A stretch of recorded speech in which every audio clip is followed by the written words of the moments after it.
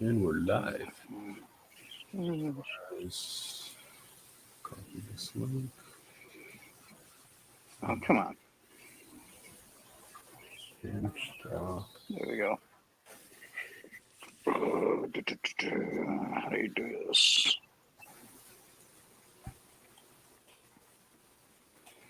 How do you do this?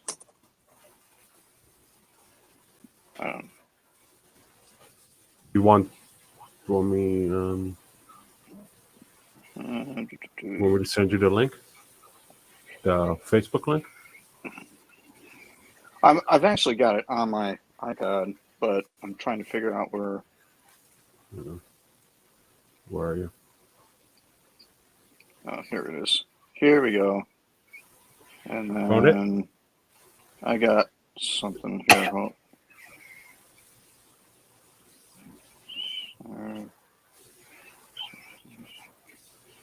I messaged you the. There, I think I did. I think I got it. Okay. Let's see. Come on.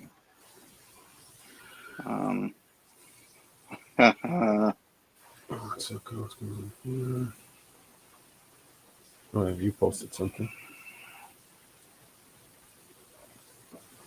Let's see.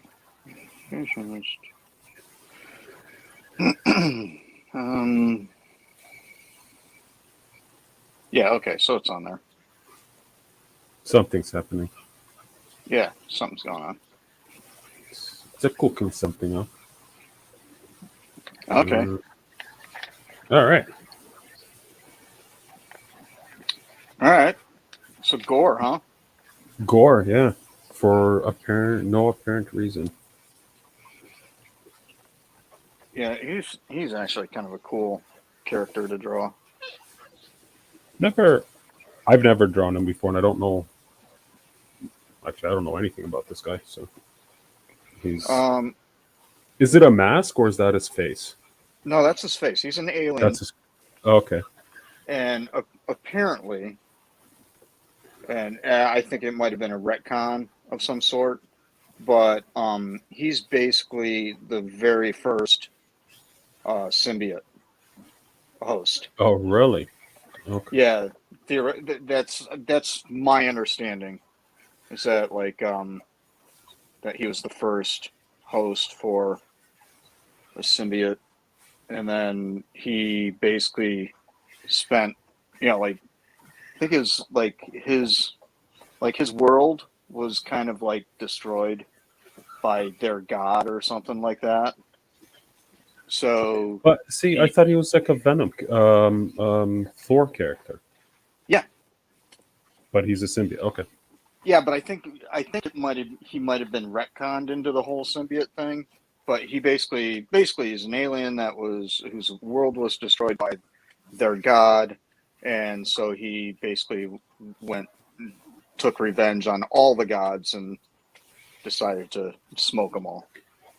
So. Okay, hence the God Butcher part. Yes, and then I guess then somehow that rolls into the whole symbiote thing. But I don't know. I mean, I haven't followed it. I had a commission once for him, and the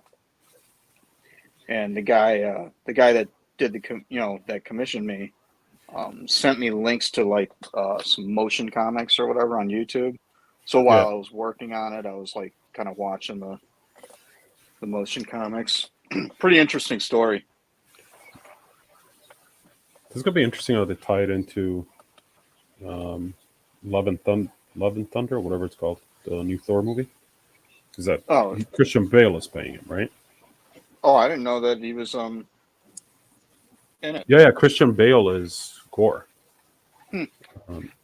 So the reason I was asking if he wears a mask is because there's some leaked set footage on the interwebs.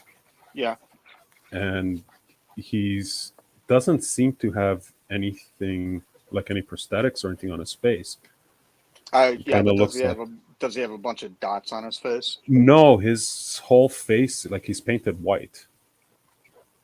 So I don't know, maybe it's like an origin. Who knows, right? Yeah, or maybe it's all going to be, the the head tentacles are going to be like CGI or something. Who knows? Right. So. Well, so what's with all the piglets lately? With the spider pig? I don't Yeah. know. Well, here's the thing. I started that oversized card, which I planned on kind of doing, but I already had my paints out for this. But so I started doing that, and then I had to ship something. So I went by the comic shop on the way home, and went through the bin of sketch covers, and I had already done an amazing Mary Jane sketch cover, but they had another one, so I went ahead and grabbed it, and I was like, oh, what am I gonna do? And then I thought of it just occurred to me. It's like, oh, you know what would be kind of cool is do an homage to John Romita on Mary Jane's first appearance, but like in the Spider-Ham universe kind of a thing. Is there a Mary Jane in Spider-Ham? Yeah, but it's Mary Jane Water Buffalo. Oh, okay. She's not a pig. And that was the joke in the post was you can put lipstick on a pig, but you can't put it on a water buffalo. Oh, okay. See, now it's starting to make sense. I understand. Yeah, it's a deep dive, but I thought it was just a Warner thing. It's like, okay, Warner's just talking about random stuff again. All right. But actually, there's something to it. There's an actual reference. Okay.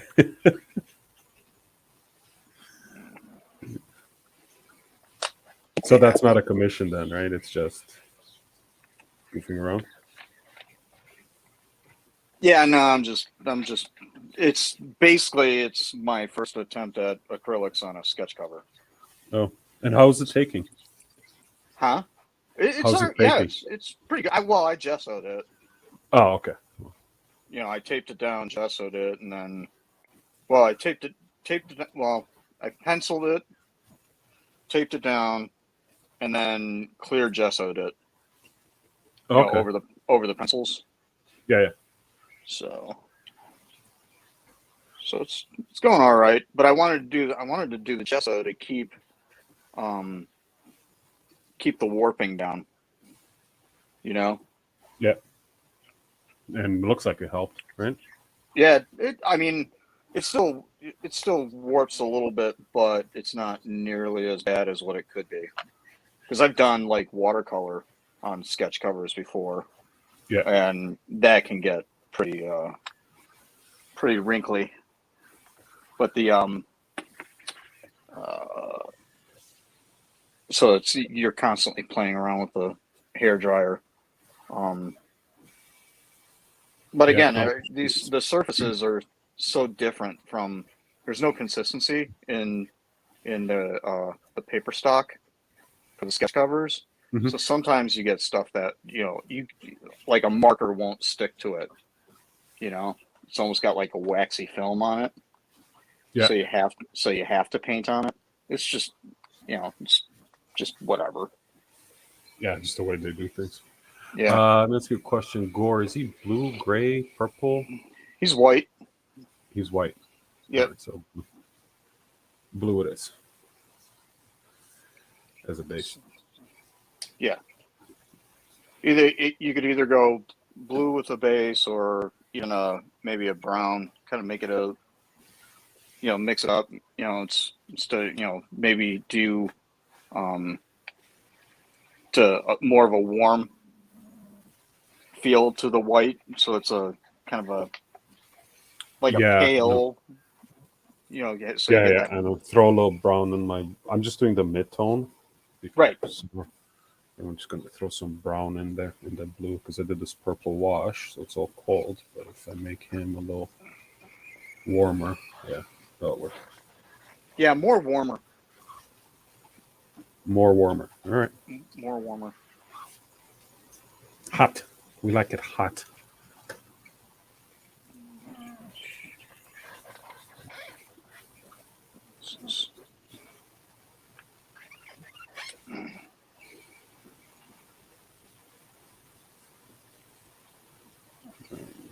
So I got like one more day left of the claim sale.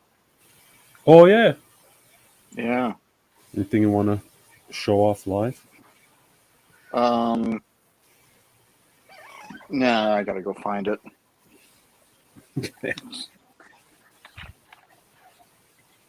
That'd be I have to put the link in the comments or something. Let's see. Can I do that? Oh. No. But I meant is do you have pieces in like nearby? Do you want to just show on camera? Let's see. Yeah. Like. Yeah, there you go. I really like that. That fat. Yeah. You say that Mando. Yeah, that was no, that's Fett, but it's from the Mandalorian. Let's see. So is that technically fat? That's Boba Fett, yeah.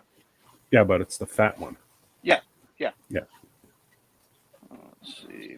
Mystique, Psylocke. That was actually kind of a. I really like that Doom. That one's sold, right? No. Doom's not sold? No, dude. I did, and that was the thing, is that I did the when I made the announcement, whatever, last week, had like a couple guys kind of jumped on it right away, and then it's been kind of crickets since. I need to give this thing a bump. Yeah. I didn't want to do. I think I put the link in the comments. Oops, can't show that. I put the link in the comments from the video last week, but I didn't want to like totally spam the group. I think you should spam away. But yeah, and that Iron Man's solid too. That was with the Warthog. With the plane, that's the Warthog. Yeah. Where is that? Phoenix, I really like. Yeah, this guy. Oops. Yeah, that guy's solid.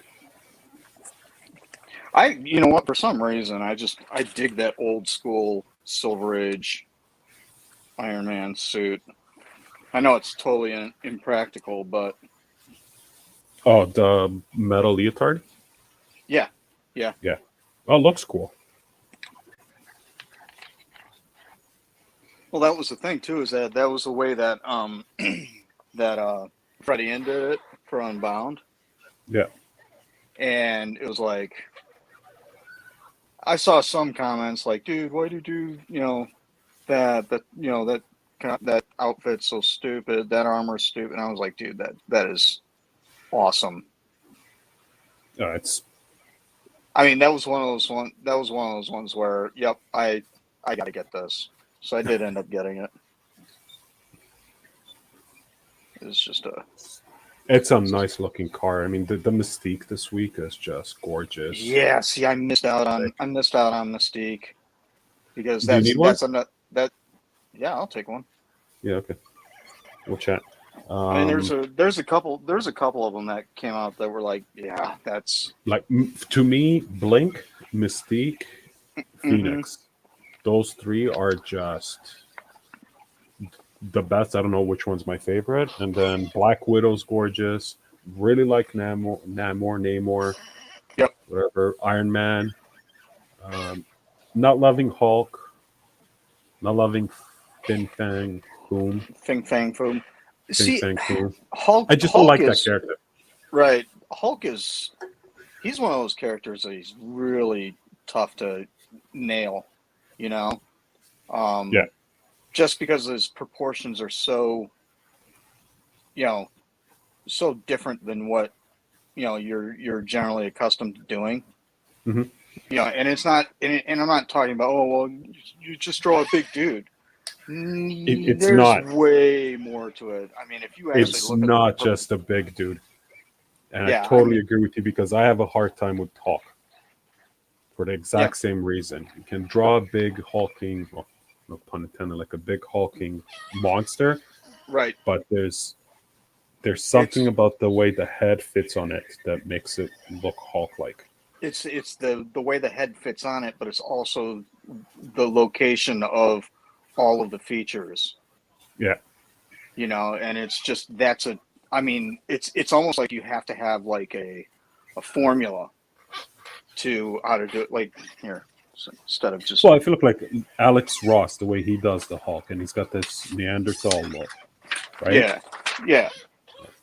It's here's a we'll just we'll just do this. So if you got Are you going to do a Hulk tutorial? yeah, so you draw Sweet. two circles. So he's got kind of a more of a blockhead, right? And then you've got your Sorry, I'm watching. I just got a yeah. glaze while this is still wet. So So your normal head will be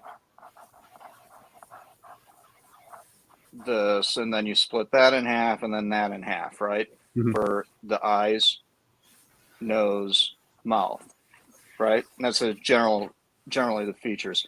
But with Hulk, it's like you squish the head, then you have to kind of spread the eyes a little bit, and then the nose is like way up here, almost in between the eyes. And yeah, then, it's almost cartoony. but the mouth comes way down here. So now you've got this huge upper lip, right? And then, of course, you make the mouth as wide as possible.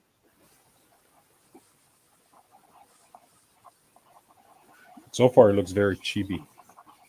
Yeah, it's like a The proportions are very cartoony, right? yeah. It's kind of the Hulk thing. It's the same kind of proportions.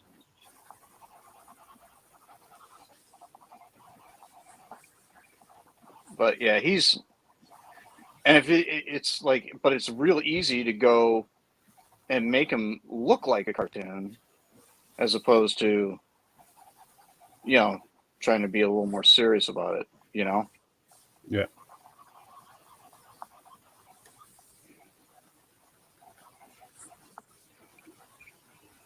So yeah.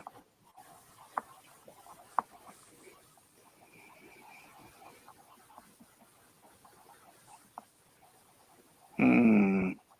But the thing is, with Unbound Hulk, it's actually supposed to be Amadeus Cho, yeah. yes, Yeah.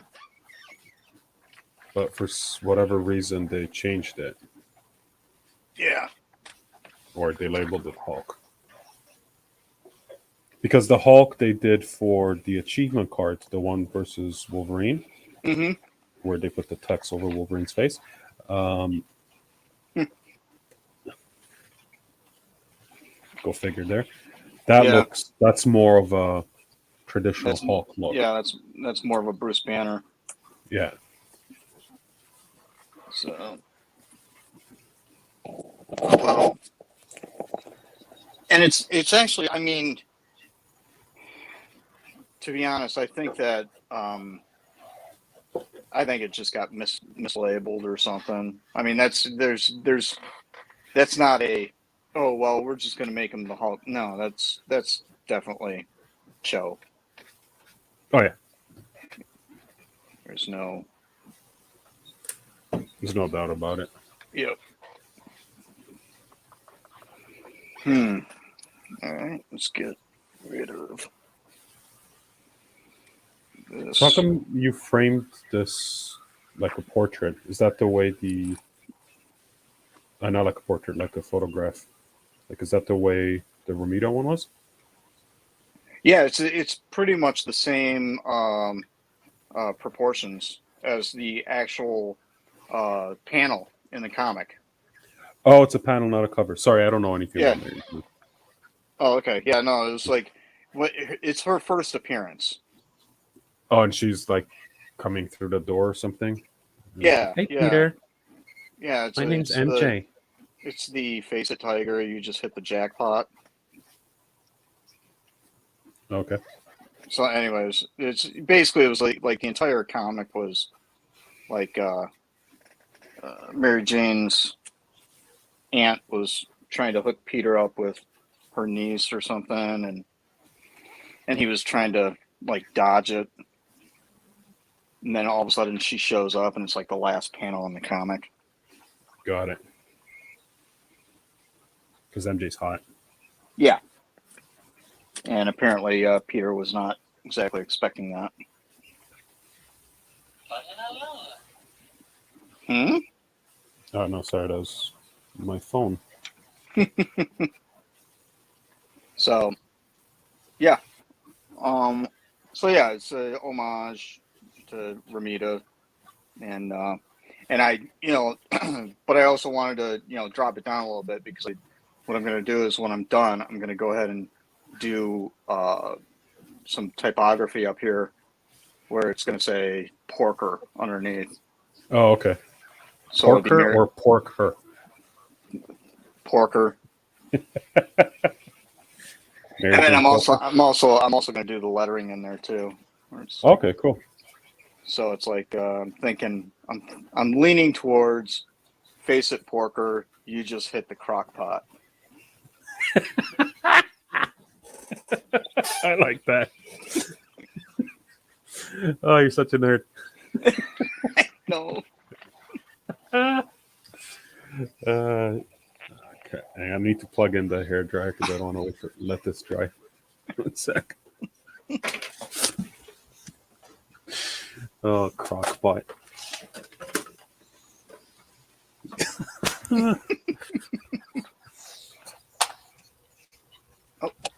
Oh, that's my. Okay, hang on. I'm gonna mute you while I blow hot air. Okay, and he's gone.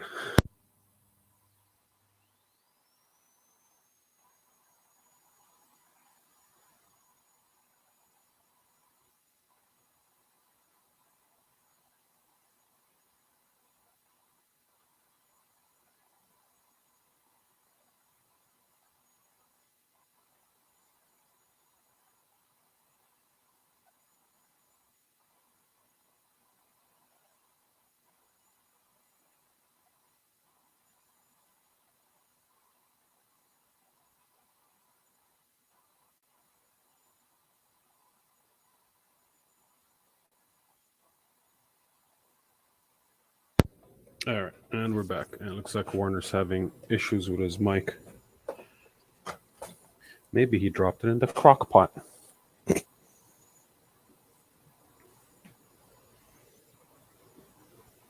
So let me take a picture.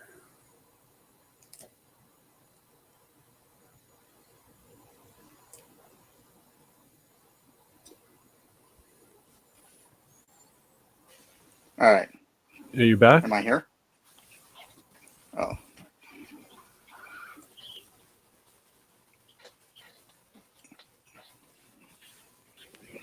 Let me see if this is working. You may be drawing it. Okay.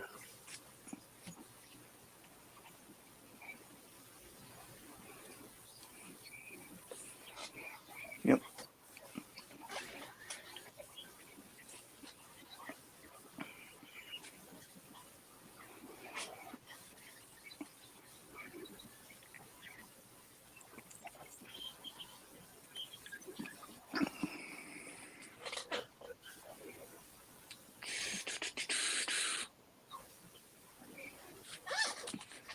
I guess I'll just keep going here.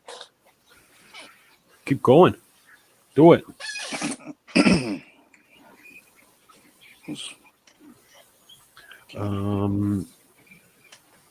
Okay. Start to lose my edges. That's fine. There we go. Oh, Kevin. What's up, Kev? I don't know if the comments are working. I had to reconnect Facebook today, and to StreamYard, and I don't know. No, I posted a comment and I could see it. Okay, I don't know. Whatever. Maybe no one's watching. That's fine. Okay, and his eyes are yellow, right?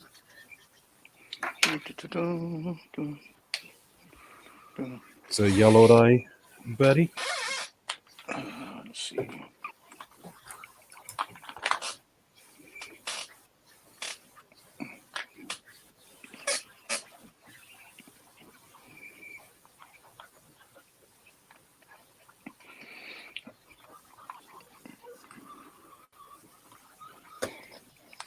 Okay.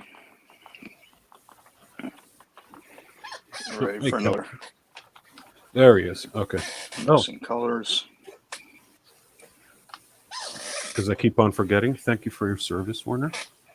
Or paint, I should say. Not necessarily colors. Can you hear me? Okay. Warner, can you hear me? Oh.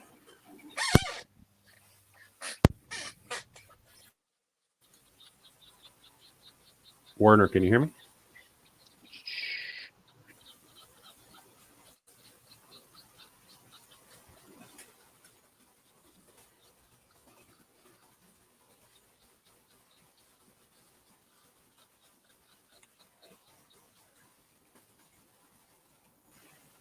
You?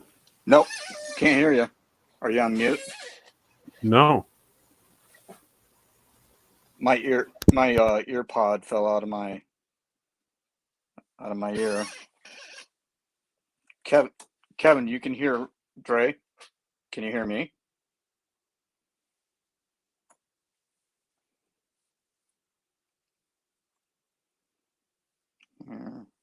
Me?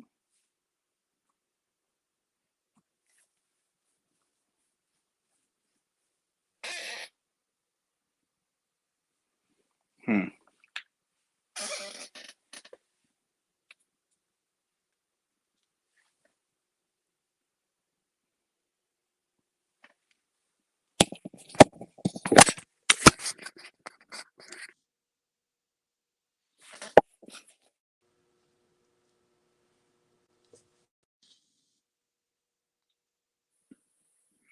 All right. No. Why is this not?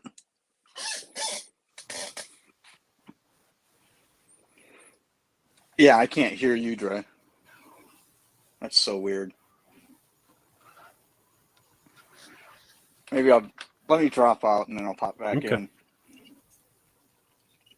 All right. He'll be back, ladies and gentlemen, after this brief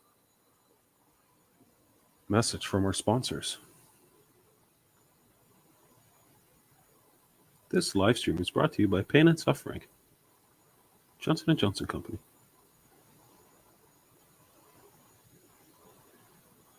By Menon.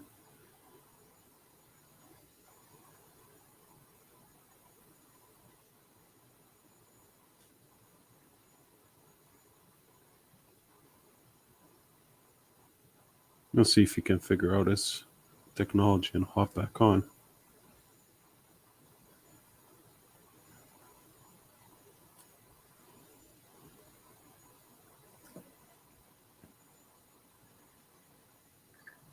In the meantime, I'll just keep on painting my gore here. First time doing gore, and like I said before, I really don't know anything about this character. Ooh, you cleared out. You cleaned house. Nice. Do you feel empty inside now?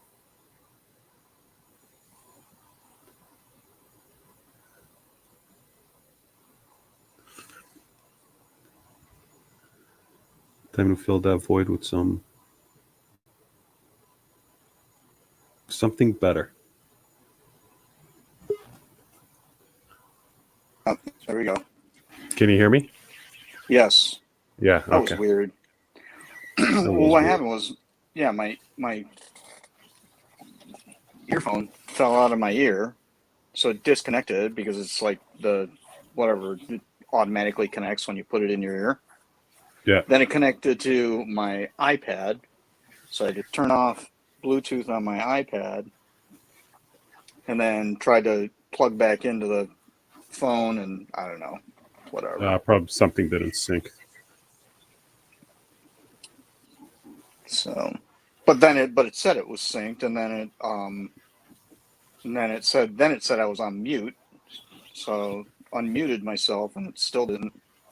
Still silence. Let's see. Damn, Kevin just unloaded Yeah. 61 annual sketches.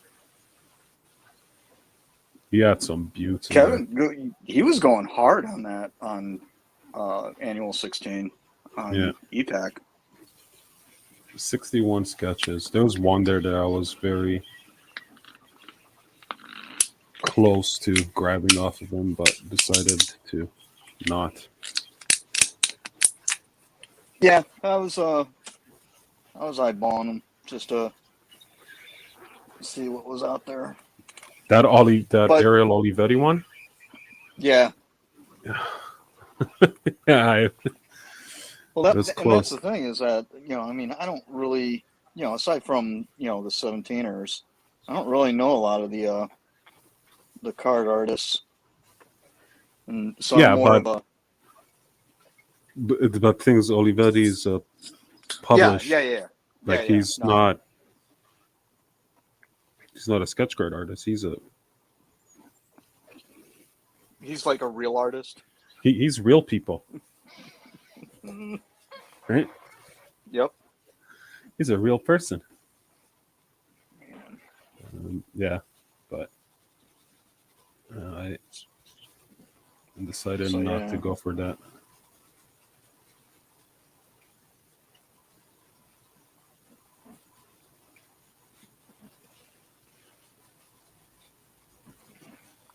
I'm just gonna get something. Did you okay? Did I what? Hair dryer? Did you get your hair dryer? Yeah, I already did. It was while you were quiet.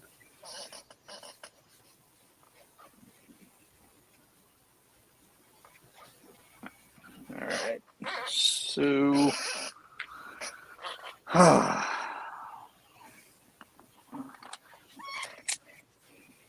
let's see.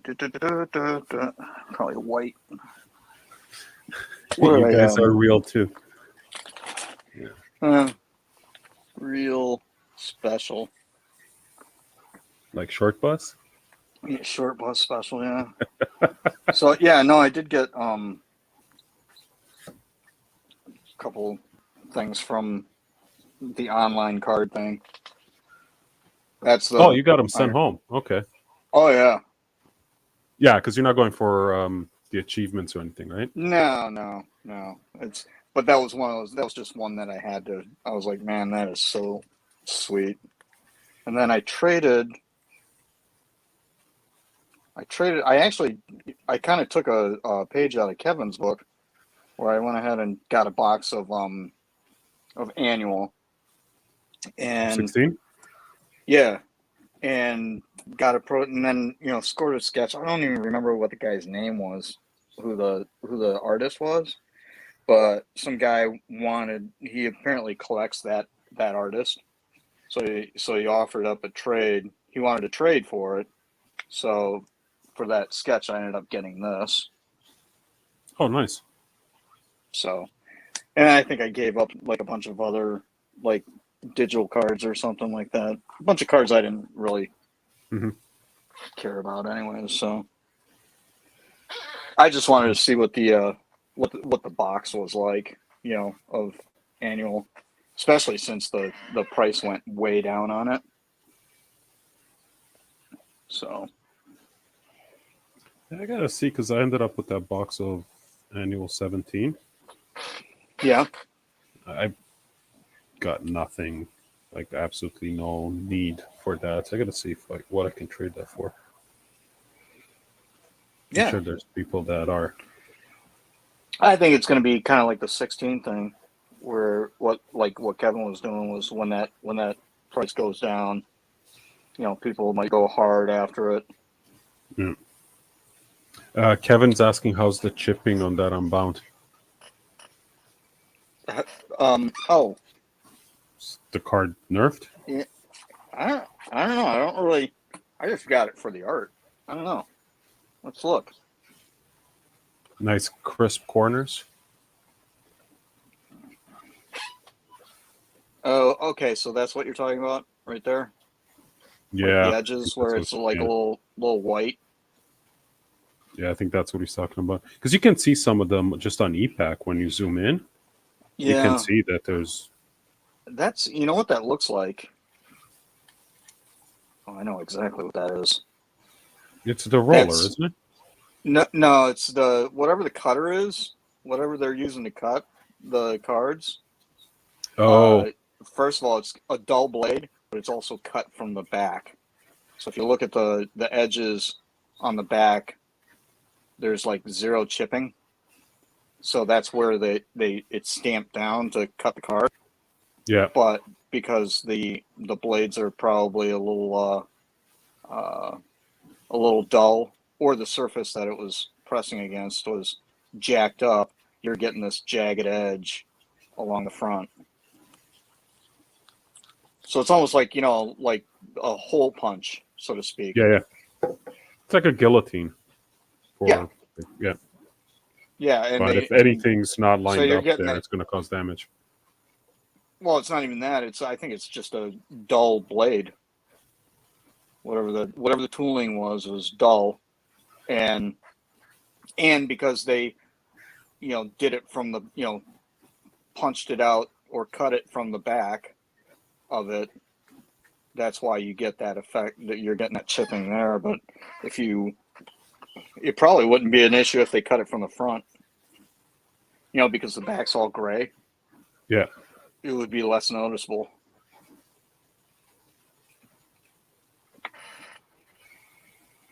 But assuming the blade's That's okay, cutting it from the front is more likely to damage the card under no, normal I think circumstances. You generally want to cut from the back. yeah, I No? don't know.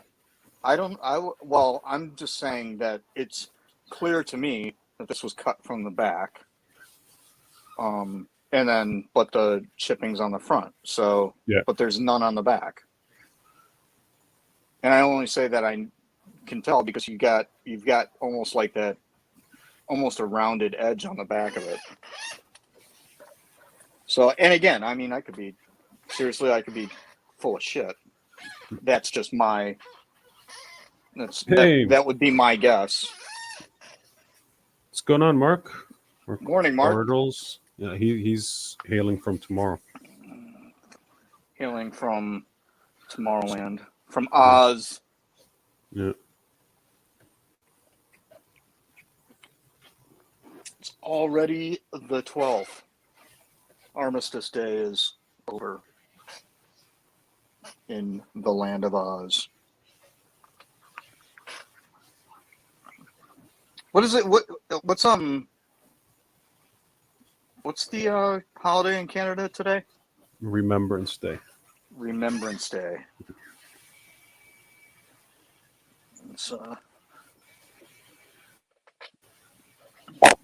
Here it's Veterans Day, and originally Armistice Day, which was remembering the signing of the armistice with Germany at the end of World War I. So I think most of the world has some sort of holiday today, except Yeah. maybe Germany. Um, I don't think Germany is celebrating anything today. or Austro-Hungary, Or yeah. or the Ottoman Empire. The oops. Yeah, what's the holiday in Constantinople? Losers Day.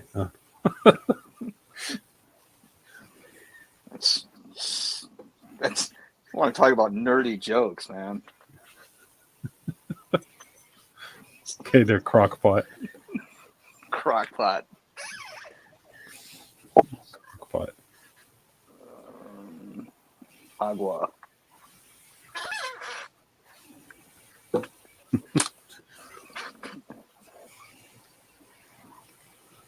Yeah. Yep. So they have so my daughter's she's in band in her school, and she plays the saxophone. And last night they had like a band festival at the high school. Okay. To like a recital Uh, or just a bunch of bands? it was like basically what it is kind of like a recruiting tool for the high school. So you have all the middle schools show up and do like a concert. They do a couple songs each, right? And then they kind of use it as an opportunity to try and convince the kids to carry on with, playing in band when they get to high school, because they're all eighth graders, right? So so I went to the thing, but like usually the schools do like some kind of they do an event at school where they do like a Veterans Day ceremony type thing. Well, with the pandemic and stuff, they kind of stopped doing that. Yep. Uh, Understandably. so, and the one of the middle schools did like the what do you call it, the armed forces medley thing. So it's basically all the songs from the armed forces, and they do a medley of it, which is usually what they do like in these ceremonies. And so they did this thing, and the like the band teacher slash director basically calls out and says, hey, we were planning on doing this for the Veterans Day thing, but obviously that's not happening, so we're going to do it here. And then it's like, then they turn the lights on in the auditorium, and he's like, if there are any veterans here, please stand up. And then like all of my friends like just kind of like turn around in their seats and they're staring right at me, and I'm like, fuck. All right. It's like putting a spotlight on me. You got to sit there and listen and pretend that and aren't yeah, and then butchering you got the songs. yeah, then you got like 100 soccer moms that are sitting there clapping. Yay! Oh my gosh, it's just weird.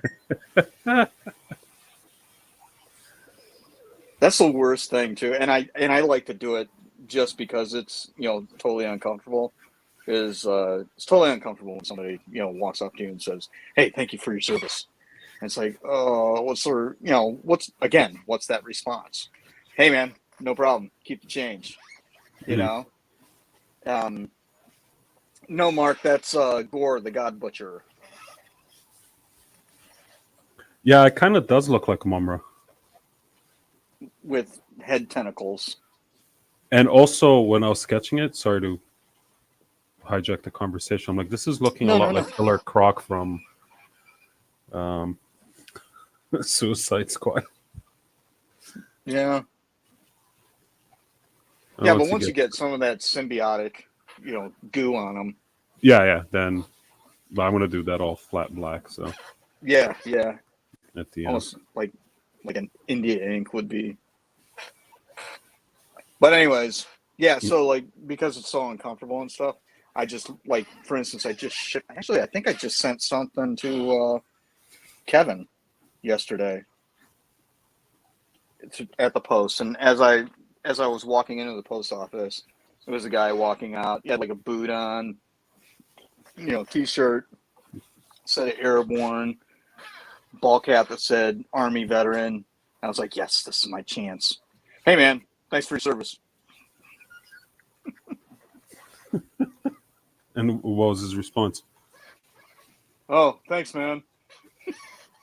But I mean, that's the only thing you can. I mean, what's the response? It's like, that's the only one. Well, thank you for thanking me.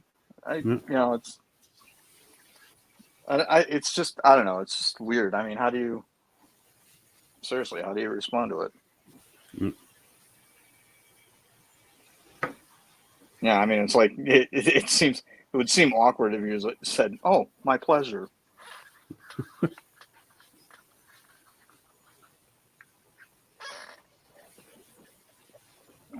So, you know, without getting into a full conversation. Yeah.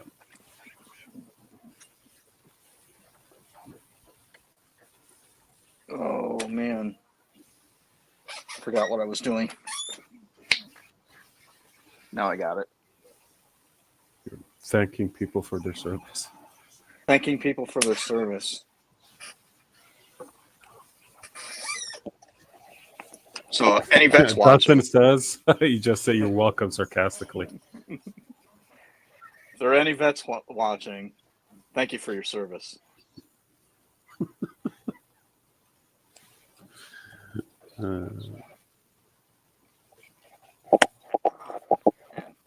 I swear to God, you know what? I have like the smallest ears.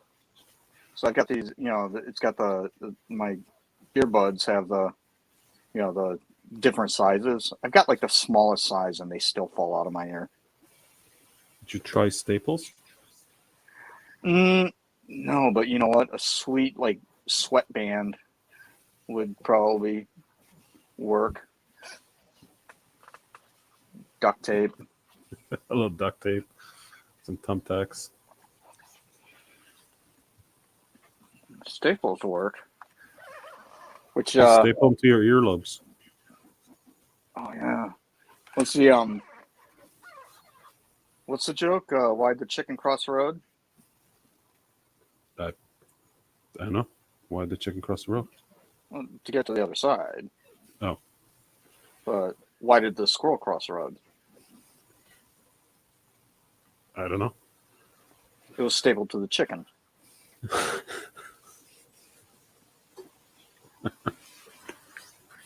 There's probably another one.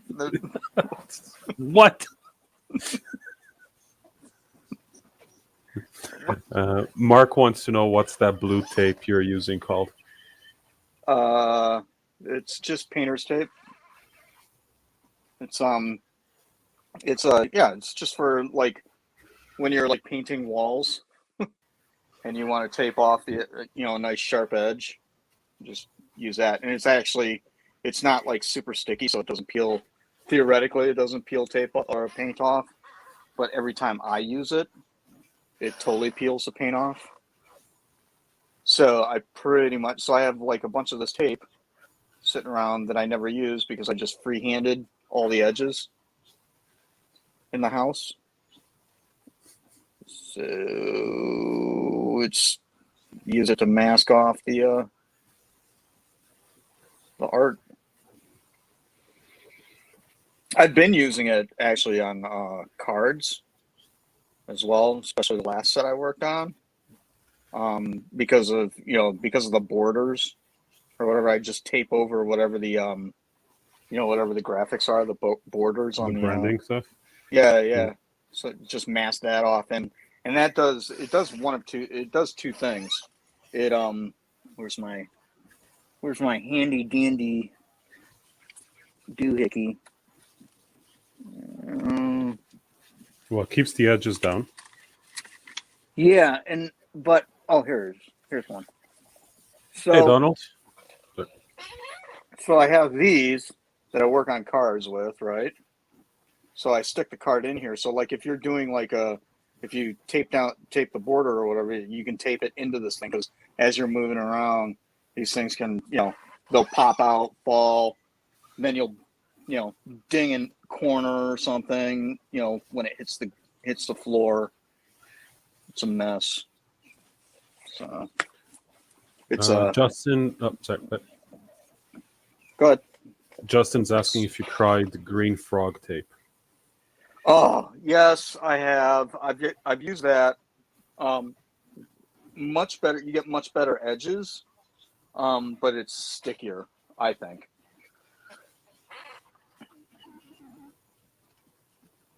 So when I do it on the artwork, I generally hit the tape with a hair dryer, warm it up a little bit, and then peel. Oh, that's a good idea. Yeah, I mean, it's like then you don't risk, like, especially if you got like an edge that's taped, you don't risk ripping the edge or whatever. Yeah, I gotta try that. Mm,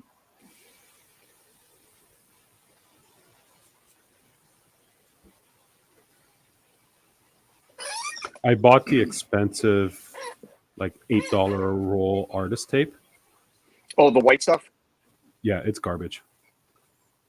for masking, absolutely. Yeah, like, but that's what it's. Oh no, not for masking. For it's meant to, like, you're supposed to use it to tape down watercolor paper to a board. And it's supposed to be like just the perfect Oh, balance of stickiness of versus. stickiness, and it's super thin. Yeah, it's you get it wet and it just pops off. Yeah, Okay. no, I never used that stuff for art work. The only time I ever used it was for when you do comps, for design work. You remember the old school thing where you used to take like the tracing paper and put it over your comp? Yeah. Yeah. Yeah, it's basically here, like this is an example, right? Which is also for sale on Art of Lynn Warner. But anyways, it's Well played, sir. Well played. yeah. So yeah, that's that white artist tape. Yeah, no. The stuff I bought is this. It's Yeah, Pro same. drafting tape. Yep, same stuff. Yeah, it's Yep. garbage. No, it's. I don't think it's really. I don't think it's really meant for what you think it's meant for. Let's see. Oh wait, here we go. It's yeah, this stuff. Yeah. I got the thinner stuff. It was like You mean this $8 a stuff? roll. Yes. Yeah, no, I don't use that. Bring Thor back out. Let people get a better look at it. At Oh. her. And Donald, I'm doing gore. Yeah, like Mark said. Let's see. This one. Yeah. Oh. Yeah, this was actually my first acrylic painting. That's a good one. That's when I was trying to figure out if I wanted to try painting or not. And what's up, Matt? So, wait, sorry. Yeah, and then, so then that was, so I did that Thor, did a couple other paintings and stuff. Then I got cocky and wanted to do a painting on canvas. And Right. that was a challenge, but turned out all right. Did you try oils at one point too? I started to, and then it was I gotta figure it out because it was like I was just going direct drive with it, and it's like so waxy. Putting it on. I didn't use any thinner or anything like that. I was just going direct drive, and I was like, yeah, I gotta watch a YouTube video or something because this is just not working. Because I don't think I'm doing it right. Yeah, I don't know about oils, but my understanding is that you gotta thin it down with something, even if it's water, unless you're going for like. Yeah, unless you're doing it with a knife or something. Yeah, and you're doing that like really thick. I can't remember what it's called. Spackling. I don't think that's the word for it, but yeah, essentially that's what you're doing. But it's basically spackling. It's spackling, yeah. But there's fancy Right. artwork for it, like Yeah. impasto or something like that. Or I don't. That might be an Italian side dish. I don't remember now. Or is it, what would you say? Impasto? Impasto, or is it anti-pasto? No, the antipasto is something else. Yeah. Oh. Mark is asking, have customers asked you to grade your blank comic covers? I I have not done a lot of. Believe it or not, I haven't done a lot of. Well, I take that back. I've done a lot of sketch covers. I have not sold a lot. And when I have, it's usually been at like conventions or something. But I do know of a lot of people that get them graded, because there's like, and there's a thing with grading where they've got like the signature series and so on and so forth, and Is so that it the kind of gets. yellow label stuff? Yes, I think so. And so they do that, and so a lot of people do get them, but I don't know if they necessarily do them to get them graded so much as to maybe, I don't know, maybe just encapsulate them and protect them. I'm not sure. I don't really know much about the grading game, to be honest. So, but no, I have not personally had that done. In terms of somebody, as far as I know of, I don't know that anybody's had one of my sketch covers graded. There's a whole market for that. I mean, the whole sketch cover thing's a different world. Right? Yeah, it's. I think we talked about this before. Mhm. It's not entirely unlike the card scene. I mean, it's very much. There's a lot of parallels between card collecting and especially from the sketch card side, and the sketch cover collecting. So comics and cards are very.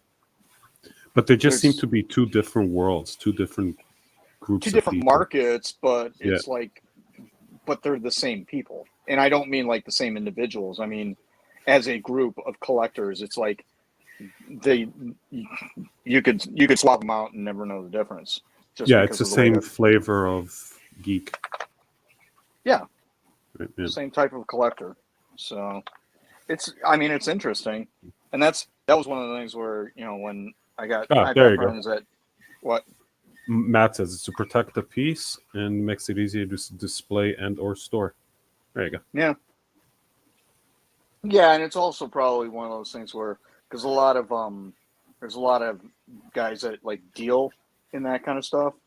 Like as an example, I think like Bagley, how he does like the card stuff. There are guys that do that with like books and stuff. Mm-hmm. And I think that they get the stuff graded for their resale value because they are dealers of sorts. Yeah, that makes sense. So I mean, it's. But again, like I was saying, I don't.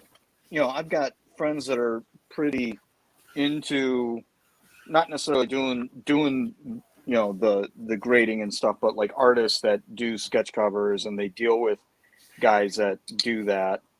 And I was just trying to like Forney and Fife, Forney right? and They do a lot Fife, of cover. yeah. So, I think that they tried to explain. Well, Forney tried to explain to me, the whole collector mentality, and it was just completely over my head. I just couldn't wrap my head around it. And then when I started doing started getting into the sketch card scene.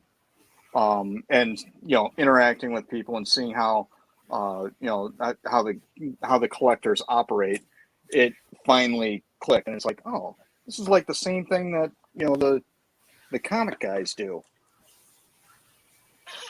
So I finally figured out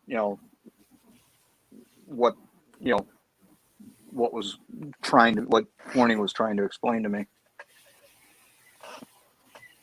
and I have the MCCW to thank for that. Aww. So Rich says the two graded comics I own, I got strictly for the covers. I knew I wouldn't read them. I just wanted to display them. Yeah, I mean, and I get that because the slabs look cool. Yeah, no. So I mean, I've got. You got slab books, right? Yeah. I've got and some of them, I don't even know how I got them. They just like appeared somewhere, and because I never got them slabbed. Yeah, they just materialized. I never got them slabbed, and it's like just. I know exactly what happened. You went to a con and you packed up the wrong person's table.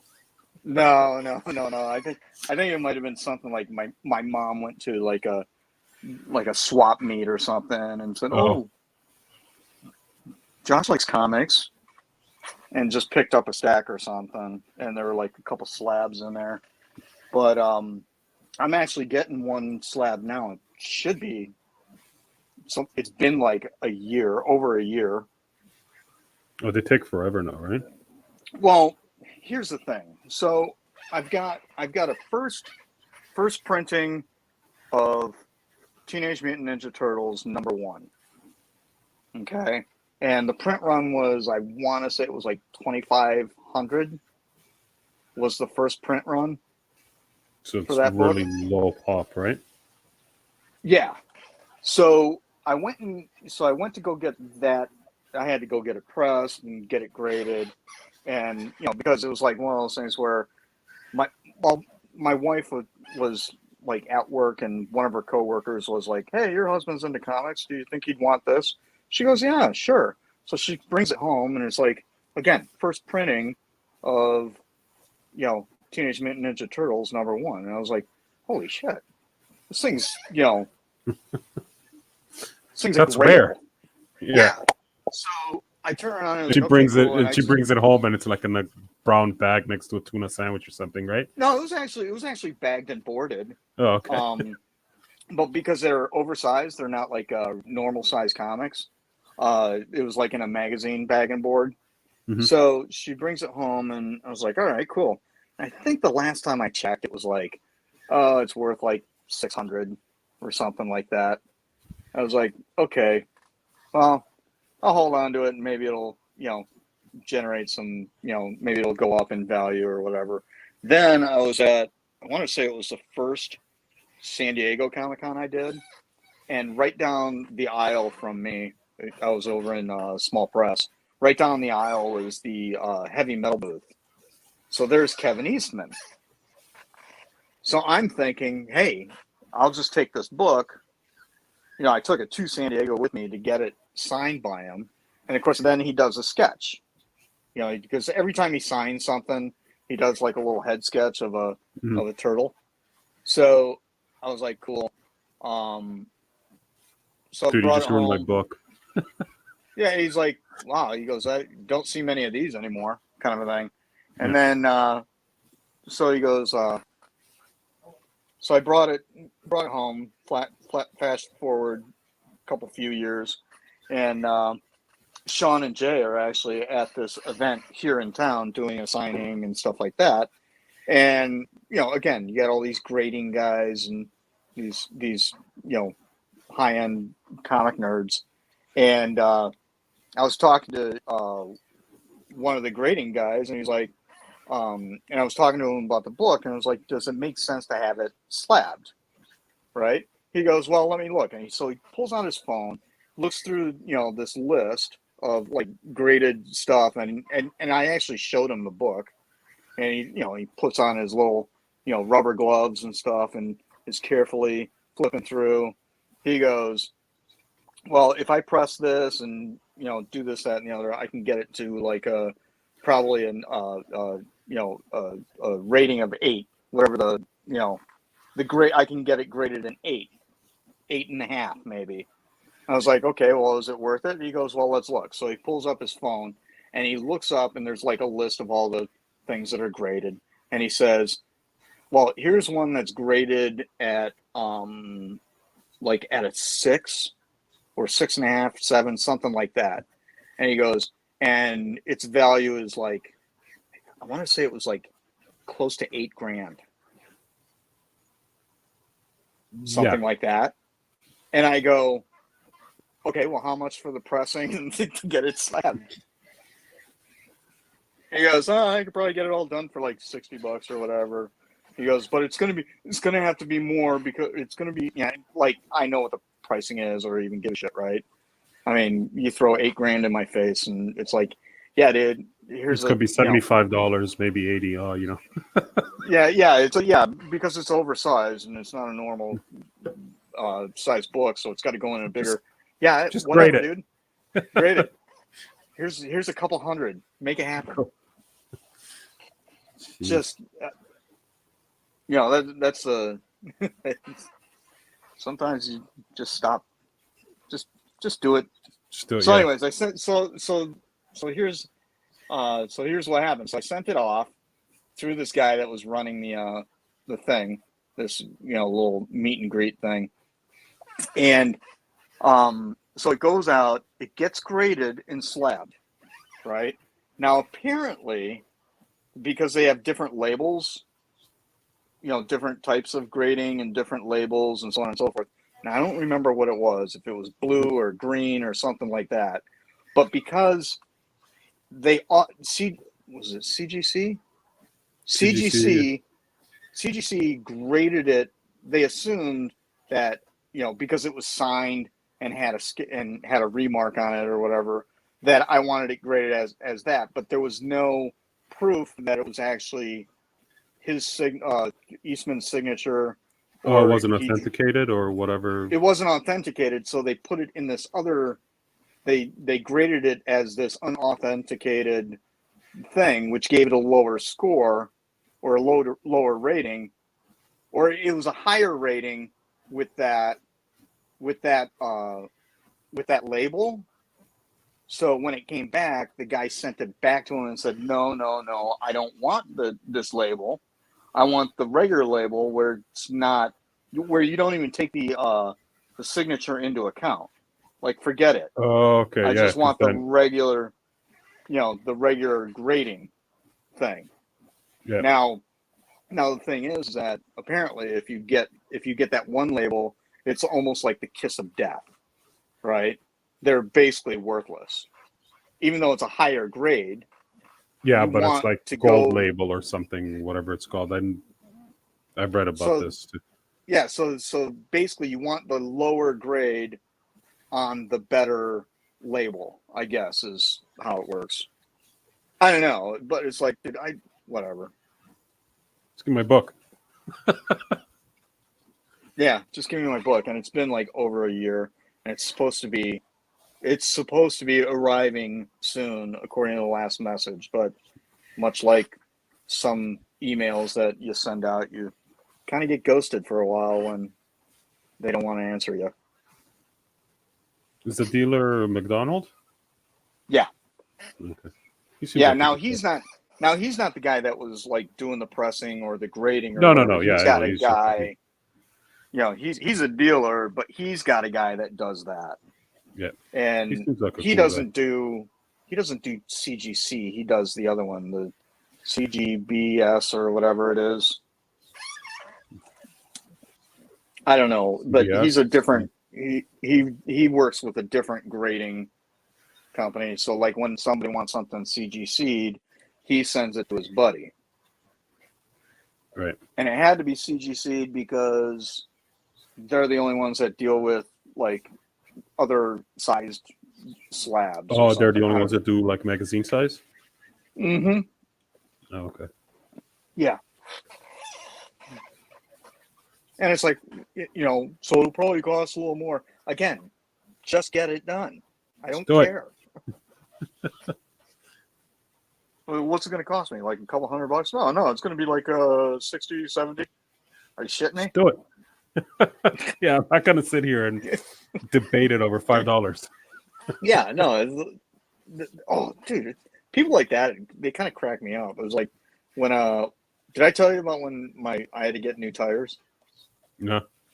Oh, so it's the weekend my daughter's got like a soccer tournament going on, and so I had like a slow leak in one of my tires, and I was like, and then I look in the tread, and then there's like a screw or a nail in my tire. So I was like, all right, take it up to the tire joint. Hey man, can you just put a patch on this, plug it, whatever. Guy comes out and looks at it and he goes, no, I can't do that. I was like, what are you talking about? He goes, it's dangerous. I can't have my guys work on these tires. I'm like, what are you talking about?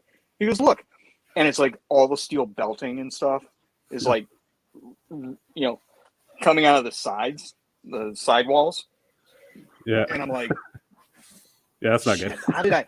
Yeah. So I'm like, how did I not notice this? Right. So now I feel like a buffoon. I was like, all right. So I go in, I'm talking to the guy and he goes, yeah, no, you're we can't fix this. I said, so what you're telling me is I need to get new tires. He goes, well, I'm not telling you that you need to get new tires. I'm just saying that it's not safe for you to drive, with these tires. I'm like, so I should get new tires? He goes, yeah, if I were you, I'd get new tires. I was like, well, do you want to sell me I'm at a tire store.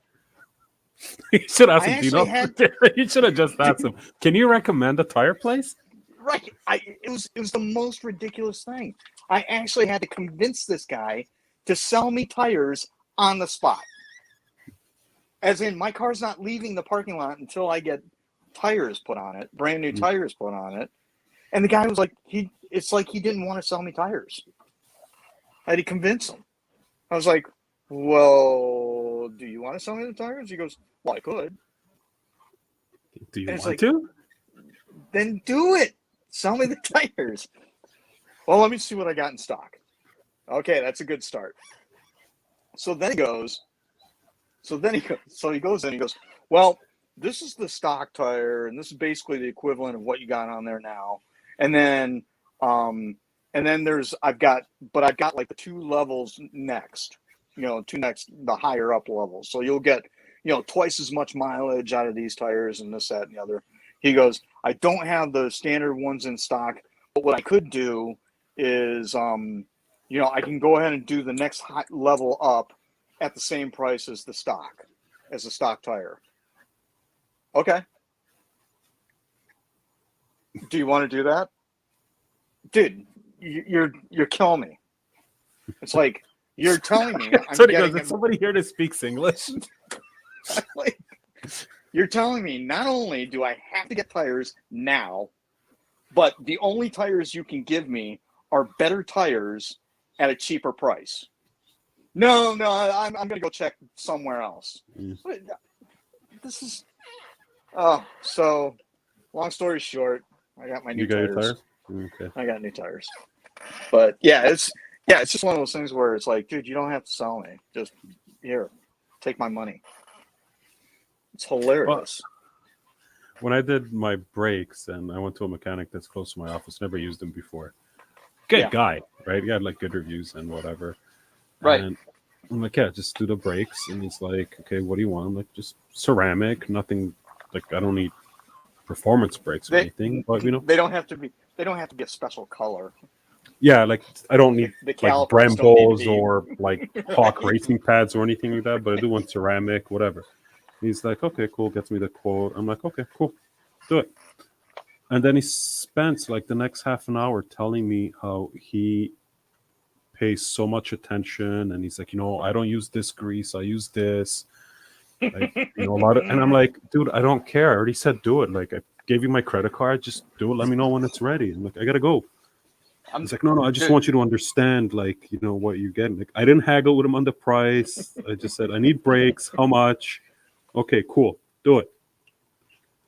Yeah, there is such a thing as overselling. And it's like, I don't doubt you, man. Like, I'm here. I get it. I paid. I get it. You're good. Let me go to work. I already paid. You had me at. Yes, I do brakes. Yeah. Just like, I'd even haggle, right? Told me the price. And I was like, okay, that's reasonable, right? Like, $700 for brakes all around. Yeah, I can deal with that. Yeah, that's just do it and let me know when it's ready. Yeah, dude, it's not going to be ready any earlier with you telling me about what kind of grease you use. I'm like, yeah, like it's a cool story, and I appreciate it, cool but story, bro. Like, yeah, that's awesome, man. Like, but I gotta get to work, man. Yeah. How do you think I'm supposed to pay for this? Yeah. Oh. I think maybe some people, they're so used to people haggling with them, or absolutely, that they just go into defensive sales mode off the bat, and then somebody walks in and it's like, how much? $700. Okay, cool, do it. And then why are you still talking? Less talking, more unscrewing the tires, man. Let's go. Well, and that was exactly the feeling I got from that one. The tire guy was, because I can honestly see it in my head where somebody comes in, they've got like, you get 50,000 miles or whatever. I had like 32. I think it was 32,000 miles, on stock tires. So I go, and it was like, and the last time on my last car, it was about 33, I think I got on that first set of tires. So it was okay, that makes sense, but I can honestly see where people go in, somebody says, and the guy says, dude, you need new tires. What? No way. It's like, well, these are only rated for like 30,000 miles, and you've got 50 kind of thing, and it's like, so you're saying this is my fault, kind of a thing. Yeah, they're just doing that. But the things that I like with tires and brakes and stuff like that, people don't understand. Like, just because the tire's rated for 50,000 miles or whatever doesn't mean it's going to last, because it depends on the terrain, depends on so many different things. Oh yeah, right. Like it's rated. I used to drift, man. I changed tires at like 10,000 kilometers, right? Right. Yeah, I just bought these 2 months ago. Yeah, I know. Time for a new car. Yeah, no, it's just one of those things where it's like, yeah, they definitely go into that defensive mode, and it's like, yeah, no, dude, you had me at you need new tires. It's like, well, it's gonna be, yeah, and it's like, I think it was like, I want to say it was like 600 or something for my tires. I don't know, but it was definitely not, they're not cheap. Tires are not cheap. No. So, the guy goes, yeah, I can do these at this price. And it's like, so it's going to be, 150, 170 or whatever per tire, blah, blah, blah, blah, blah. And I'm like, all right. He goes, is that okay? That price? I was like, and I explained to him, I was like, dude, I honestly said this. I was like, it doesn't matter what the price is at this moment. I need new tires. You have new tires. You're going to put the new tires on for me. Sir, I want you to be happy. I want you to walk out of here and not feel like you got ripped off. And you're like, I just want to walk out of here. I just want to be able to make it home. Yeah, I just want to go home. Yeah. Can we just get this shit done? Dude, it's like, sometimes your back is just up against the wall and you got to suck it up. That's what it is. And then he goes, all right, yeah, no, I get it. I was like, oh, and by the way, how much would it be for a full-size spare? Oh, rim and everything? He goes, well, my wife's got, a car like that and it won't fit in the thing. I don't care. Just, he goes, well, yeah, so I could get that for $125. I go, all right, cool. Well, he goes, you want me to do that? And I was like, no, I just spent $600 on my tires. I'm coming back.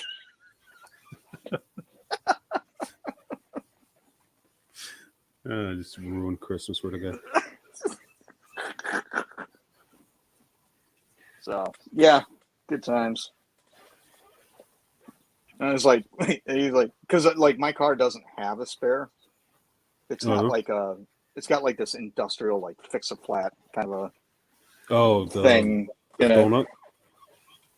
No, it's not a donut. It's like a big spray can of. Oh, that's your something. That's your spare. Yeah, that's what goes in the trunk. Yeah, and so it's like basically you get a flat, you just fill it with this fix a flat, and then that's I guess good for like 50 miles or something. Whatever it's good for. Apparently, I can only imagine it absolutely destroys the rim and everything else. Right? Oh yeah, for sure. So my thought was, well, why not just get a spare? But it's like, well, you want me to get the spare? And I was like, no, I can't do anything with the spare right now anyways, because I don't even have a jack. The car didn't even come with a jack. or lug wrenches or anything like that. So I gotta go to Harbor Freight or something and pick that up. What kind of car is this? So I know not to Uh, buy one. It's a Jeep. Okay. It's a Jeep Renegade. Okay. So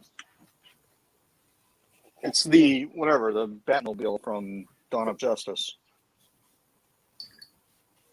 I bet you the Batmobile version has a spare tire.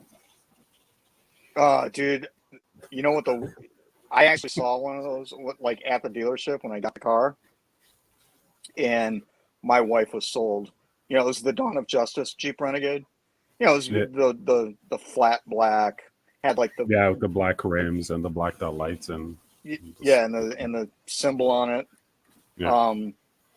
So anyways, we were at the dealership, and it was the year that one came out, right? So that was 2016, I believe. Sure. And they had a big sale on, you know, the 2015s, you know, at the lot. And I was like, well, you know, my Mazda was like 12 years old, 11 or 12 years old, and it had 70,000 miles on it.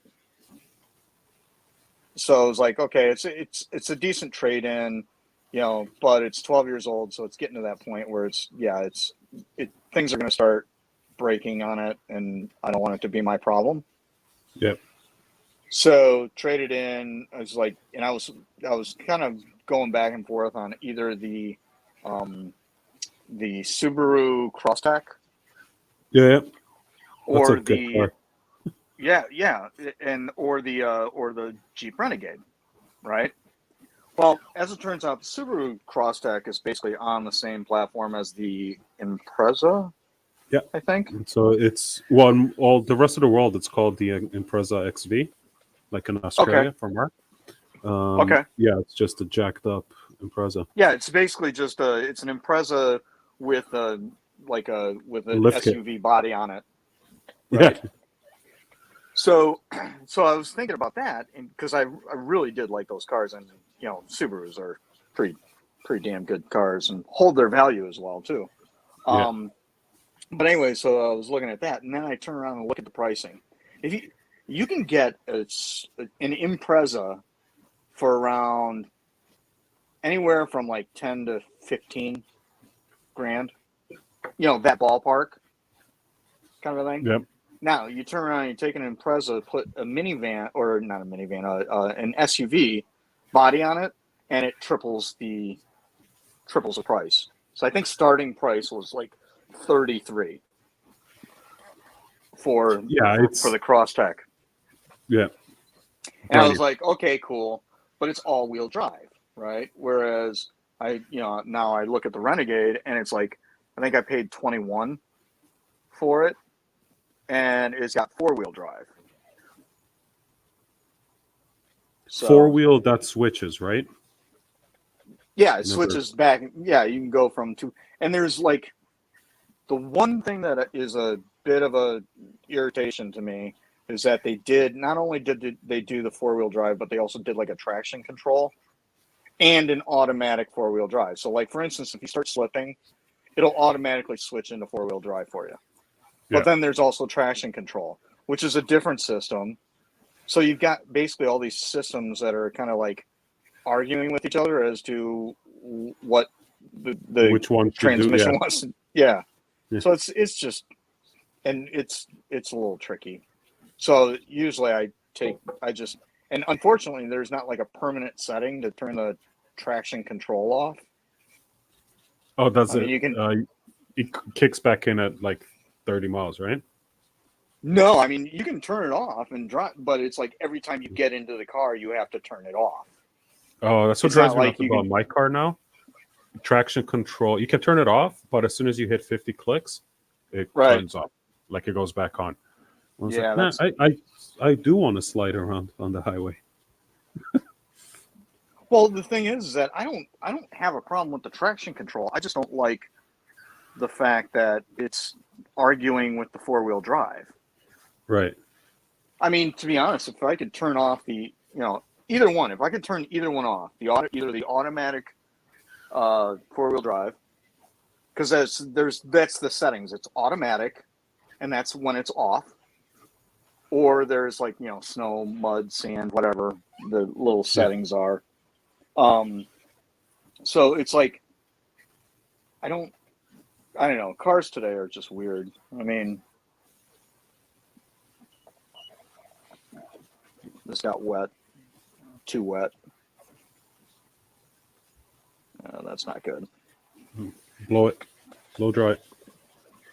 Yeah. All right. We'll hold. Just mute yourself, please. I don't even know how to. Here, I'll mute you. Last time I mute. Right. Give me the thumbs up when you're good to go back on. All right. Look at that sexy Hello Kitty blow dryer there. Yeah, you blow, Warner. You blow it good. Okay. You good? Good. Good. Hello Kitty. Hello Kitty. Yeah, I don't know. What time is it? How long have we been doing this? An hour and a half almost. Yeah, look at that. So I was gonna do this as a rough, like thick stroke. Yeah. Type of thing. And well, how's that working out? You just went into autopilot, didn't you? Yeah, I went into and now we're gonna pull out the number 1 brush. We're gonna start drawing hair follicles. Whatever. Yeah. I like the way it's looking. Yeah, I could stay on for maybe another 15-20 minutes. All right. Probably go home. But if you got a jet, yeah. No, I don't. I don't. But I don't know. I mean, what time is it? Oh, it's only 4:45. It's so freaky. Hold on a sec. I'm gonna mute myself because I gotta go to the bathroom and I don't want to take the mic with me. Let's see. Am I no? Okay. Good. As much as some people may want to listen to Warner go to the washroom, I think it's probably for the best that we don't. All right, so who else is in the house? Got Rich, Mark. Did I miss anyone? Donald, Justin. No, all right.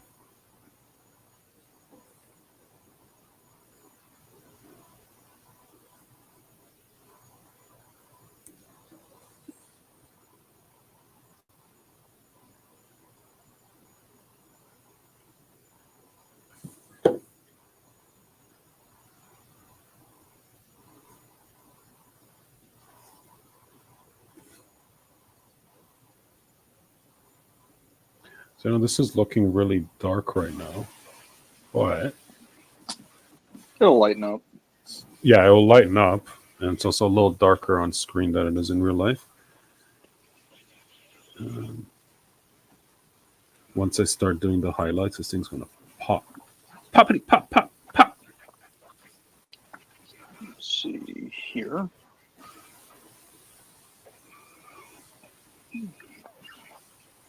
Interwebs. Pages. Did you reach out to Billy about that thing? I did, and you know what he said? He said that it was kind of like a trivia thing. Yeah. Like comic book trivia. I was like, yeah. Ooh, I don't know if how do you copy? Oh wait, no. Hold on a sec. Trying to. There we go. Is that? No. Okay.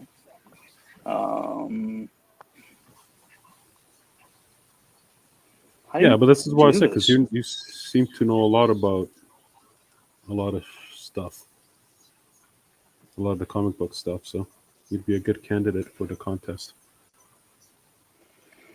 Yeah. How do you? Hey, I got a question. How do you turn around and copy a link? What do you mean? Like, for instance, this, like wait, here we go. No, like for the or a copy of post. I should say. Oh, right-click the timestamp. So it's going to say Right. Jalen Warner posted this like 46 minutes ago, Right. and copy that. Oh, okay. There we go. Thank you. Now I gotta No go. problem. That'll be $47, please.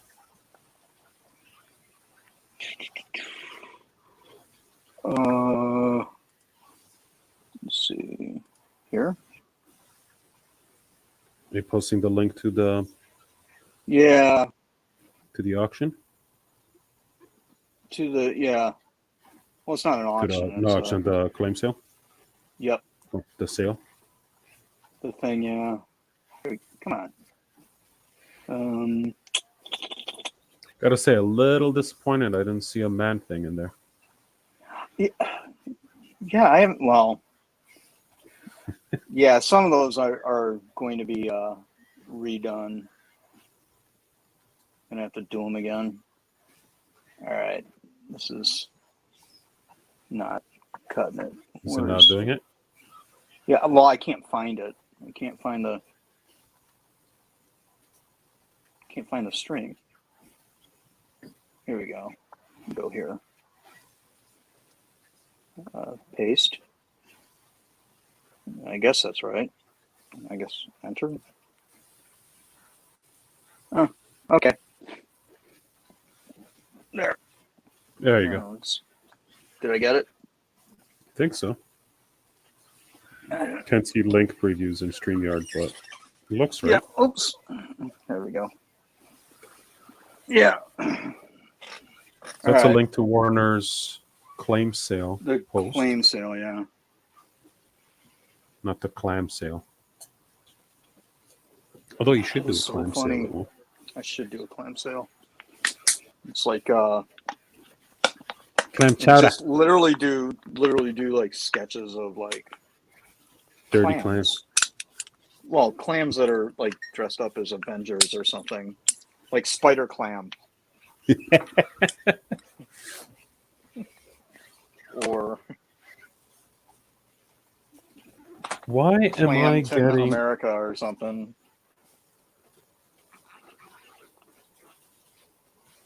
Why are you getting what? I'm getting bombarded with messages that are...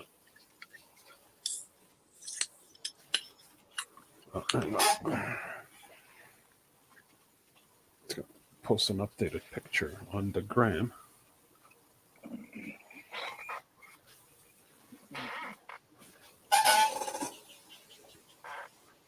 Oh.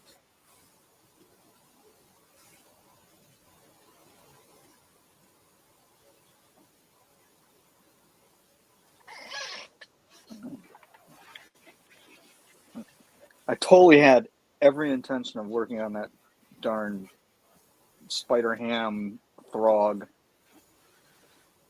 But like I said, Marvelous mollusks.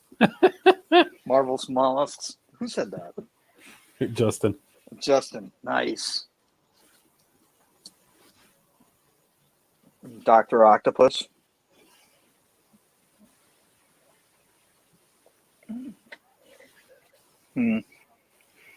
I'm getting some weird Facebook notifications on my phone. I can't figure out where they're coming from or why am I getting them. They're coming from Mark Zuckerberg.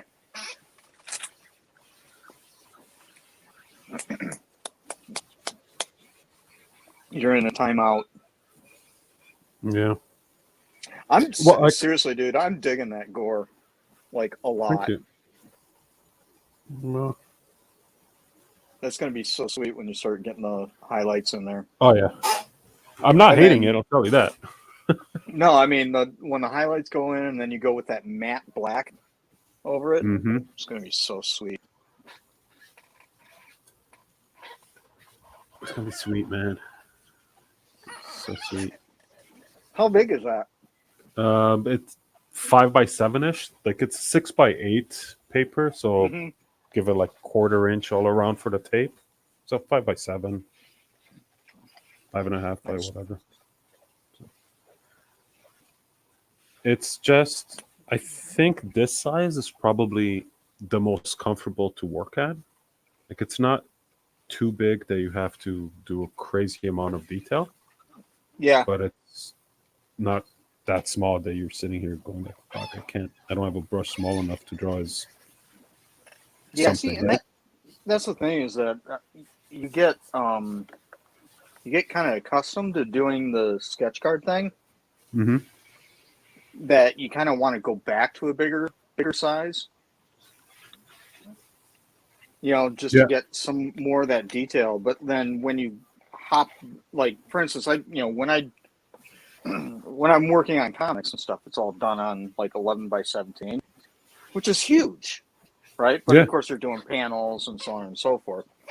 But like doing a cover or something, oh my goodness, or even double, like a wraparound cover. Oh, full spread. Oh, it's a beast. Like, here's an example. And that's like what, 2 11x17s put together. But Yeah, it's so 24 by 17. like that.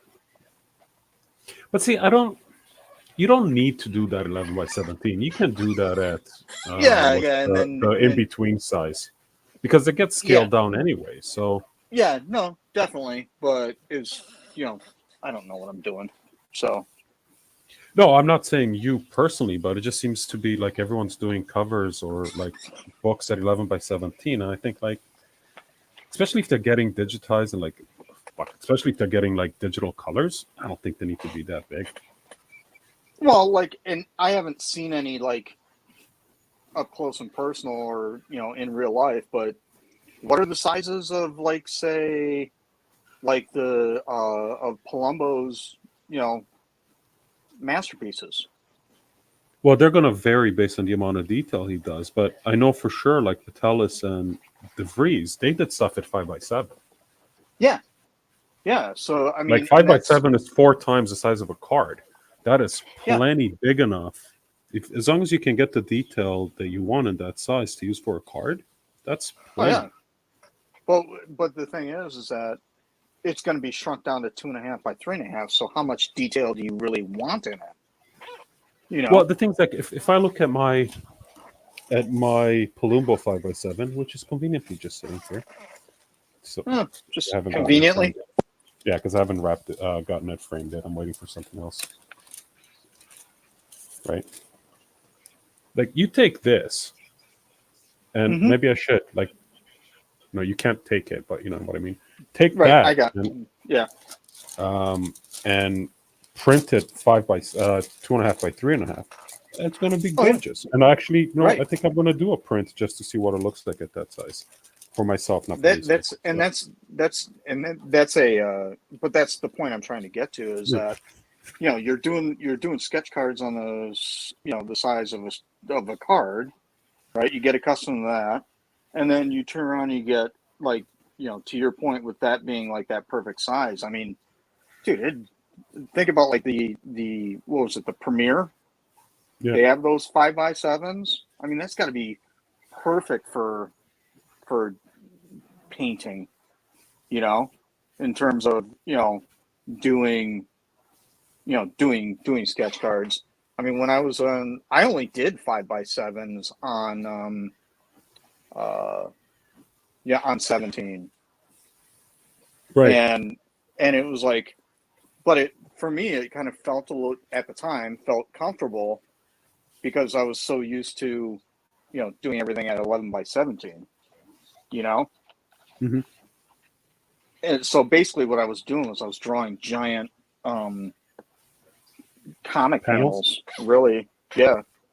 Or that's what it felt like. Now, being new to the game at that point, I didn't really know what I was doing in the sense of how I should, really approach doing sketch cards, because I was, total noob. So at what point did you figure it out? Was it like Tuesday? Monday? Maybe it'll be the next set. I'm hoping by next Thursday I'll have it sorted. Yeah.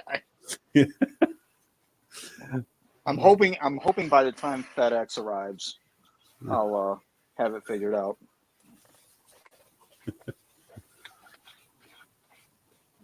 Yeah, no, it's yeah, I don't know, but given if I had the opportunity to work on 5x7s again, oh, I would totally do a different. I would definitely take a different approach.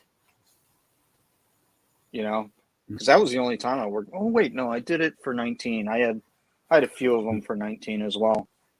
But again, hindsight being 2020. See what I did there? Yeah. Could have 19 done and it 20. differently.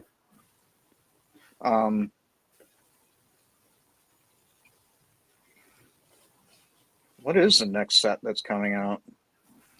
Spider-Man Metal is the next one that's announced, and yeah, I think that's the only one that's announced with a supposed release date. Spider-Man Metal Universe, just in time for Christmas. I thought another one got announced. Sorry? I thought another one just got announced. Space Jam? That Maybe actually that was it. released. Oh, That released no, I thought. yesterday or today. Oh, yeah, Oh, yes. maybe that's what I was thinking. But that's not a Marvel one. I mean, there's rumors of premiere and Spider-Man, the animated one. That's the other one that got announced. Oh, it did get announced. Spider-Verse. Yeah, Yeah, Spider-Man to the that Spider-Verse. might. Maybe that's the one I'm thinking of. That would be so fun to work on. Would it though? I mean, I don't know. Like, I don't know what would the difference be on that versus Spider-Man Metal, besides maybe having all kinds of crazy restrictions on the Sony one. I would think it's probably more of a style kind of a thing, more of a cartoony, kind of like an anime thing. But see, here's what I don't get. You want to do cartoony? You can do that on Premiere. You can do that on Masterpiece. You can do wherever you want. You don't need a set. Not yeah, you but personally. well, but- I guess it depends. I guess it depends on what the price point is, because I can imagine if somebody did, God forbid, somebody did a sketch card for Premiere of Spider-Ham, as an example. They spent like all that money on that set, and you get like a cartoon character in it. I don't but know. if it's a sick-looking card, this is where I don't understand the collector mentality. Not mentality necessarily, but the collector headspace. Like, if you like Spider-Ham, yeah, does it really matter what set is on as long as it's a set that you purchased? Like, right. you know what I mean? I mean, you could do a realistic Spider-Ham that looks like something out of The Purge. That would actually be really cool. You should do that. What's like that one? Yeah, exactly. Yeah. No, but see, I think it still always goes back to different strokes for different folks, right? Yeah. So, but it's, I don't know. I think that the average guy, if they're gonna spend, $1 bajillion on a set, they're expecting like a high-end sketch, and sometimes they can't all be bangers. Yeah, but it also comes down what's a high-end sketch, right? Mm-hmm. If you pull a Fred Ian Spider-Ham out of Premiere, Yeah. I don't think anybody's going to sit there and be like, "Oh man, this is garbage." Right. It might be like, "Man, not the one I wanted," right? But it's good trade bait. Maybe you want, but it's good trade bait, and that's I think that's the thing. That's the key, is that regardless of what you get, you may not be happy with it, but guess what? You got trade bait. Yeah, because if you look at people like Lady Lee, right, who's 100% anime style all the time, right? I don't think anybody cares that it's not Premiere necessarily or not necessarily for the all most the time. part. I don't think. I can't. Well, I might have seen them, but I can't remember any of them standing out that aren't. Is that Lady? Yeah. Yeah, that's anime-ish.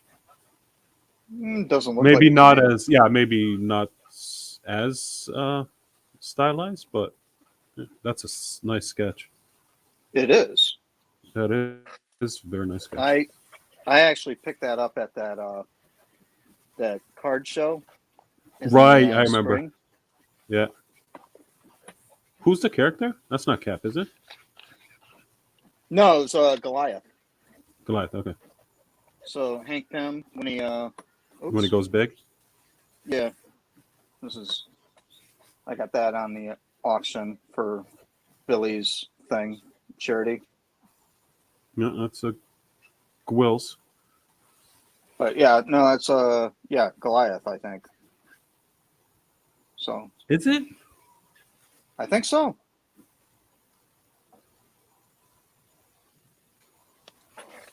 Or a version of them.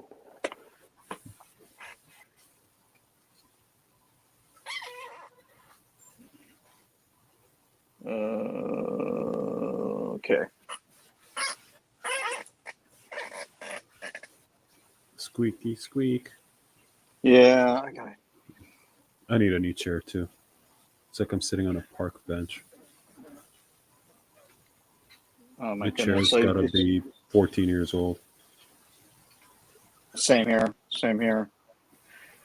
Every time I go to like a convention or whatever, they'll have like a setup where they have like gaming chairs or whatever.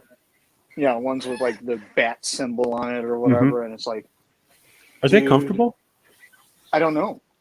Never Oh. sat in one, but it looks cool and it looks comfortable. So and it's got to be more comfortable than this piece of junk. I wonder about those seats because I imagine they're meant to be leaned back into. Yeah. Yeah. And really, when drawing or painting, you lean forward. So I don't know how other people do Yeah, it. so do I. I'm hunched over. I mean, this is where this tilted thing. When I do these streams, this is probably the most upright I'm ever drawing. Oh, okay. Say, and it's same 'Cause here because I started using this backing board thing, like this tilted thing, Right. and I can't draw on it because I just can't draw at an angle. But painting's not a problem. But when I See, like just when I usually work, I actually take my board here and lay it down in my lap like this, and I'm just totally hunched over it. Yeah, that can't be good for your anything. It makes mornings a little rough getting out of bed, a little stiff.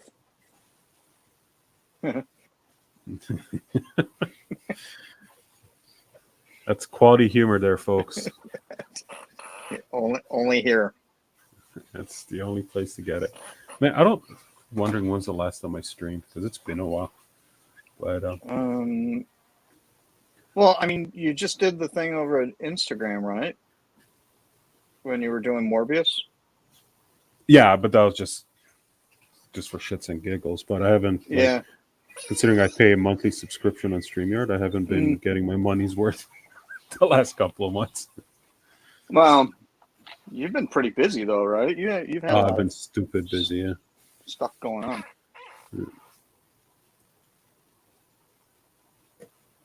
So, But I missed it. this is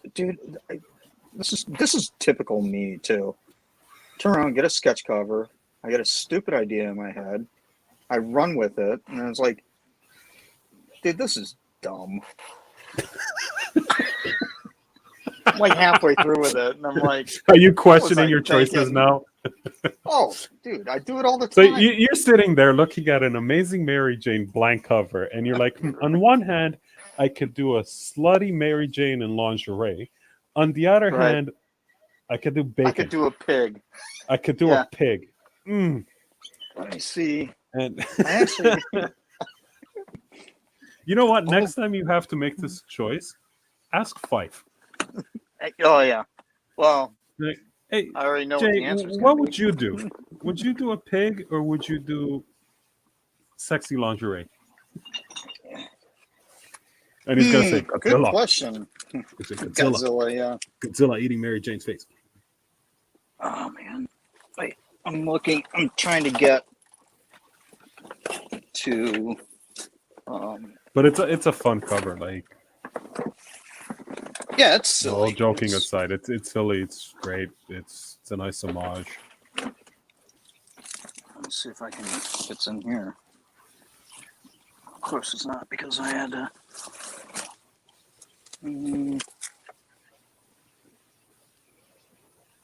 I have no idea where my sketch covers are. Oh wait, maybe I do. Well, speaking of Fife, he sent me a thing today, like an article or Facebook post or something. Somewhere at some military base, somebody built a life-size version of the Death Dealer. Oh yeah, yeah. Frazetta's Death Dealer. There's a statue. Man, that thing looks epic.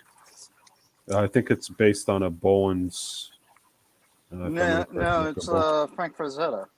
No. It's a Frank Frazetta painting, but Bones did a sculpture of it, and then Oh, these yeah. guys blew it up, or whoever somebody blew up. Because Frazetta only did that one angle. Bones did the full 360.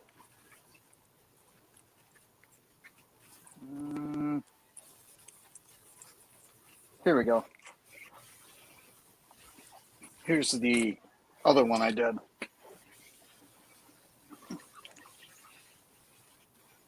Oh yeah, I remember that one. See that? Yeah. So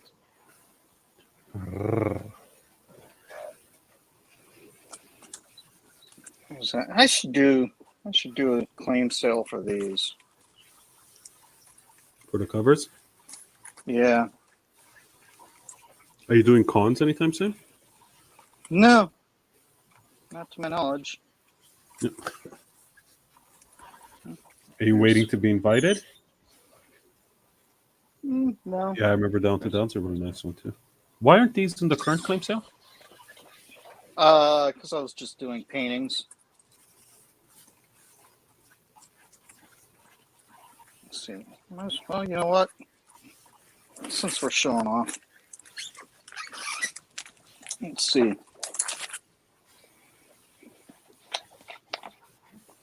And this is going back to Mark's question about the slabbing them or whatever and stuff. It's like I've done a bunch of covers, but I just can't move them.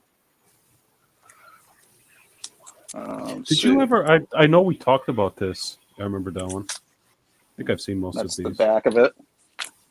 This one is like one of those covers where it's got kind of a waxy. Right, and that was finish. supposed to be a dude, right? No. It was No, wasn't just, that? No, I was gonna do Scarlet Witch the whole time, but the marker wouldn't stick to it, so I ended up having to paint that. Same thing with this one. Marker wouldn't stick, so I painted it watercolor. Oh, okay, maybe that's. I really like that. I thought that sold on your last claim sale. Nope. Well, apparently not. There's Jean Grey, Transformers. Have you tried to do these for sale through Clan McDonald? Yeah, but I don't get the kind of attention that some folks get. So this one I really like doing. Yeah, that one was really nice. So that turned out pretty cool.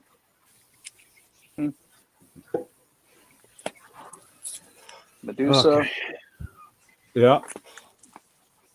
So yeah, I've got like a boatload of these darn things sitting around and a bunch of blanks too.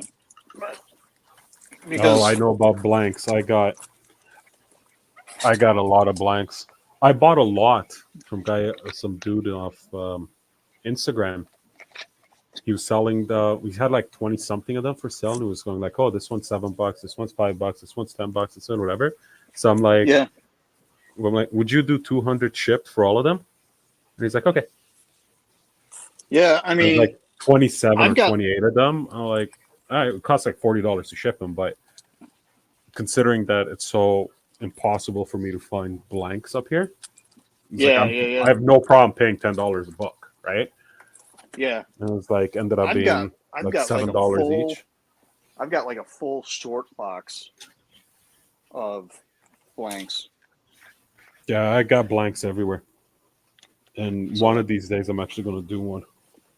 Well, and that's the thing is that going back to the whole working on a 5x7 kind of thing, and I was actually thinking about this when I had heard I think it was in one of the interviews with Columbo when he was talking about his the redemptions, the sketch covers that he Yep. did, and how he was talking about masking it off and like just working on the cover and this, that, and the other. I was like, you know what?